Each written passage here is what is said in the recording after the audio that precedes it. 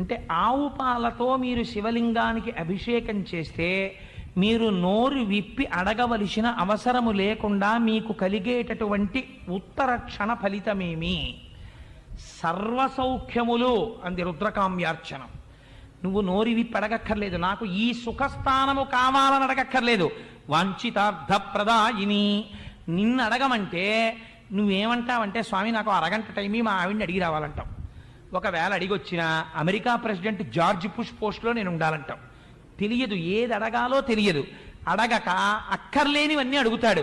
గాలిన్ కుంభిని అగ్ని అంబువలాకాశస్థలిన్ దిక్కులన్ రేలన్ ఘస్రములన్ అని హిరణ్యకశిపుడు అడిగినట్టు ఎప్పుడు ఇది చచ్చిపోకూడదని కోరికలు కోరతాం. ఇహ అందుకని పంచామృతాలలో మొదటిదైనటువంటి పాలచేత శివలింగమునకు అభిషేకము చేసినంత మాత్రము చేత మీరు నోరు విప్పి అడగకపోయినా పరమాత్మ యొక్క నిర్హేతుక కృపాకటాక్ష వీక్షణముగా మీకు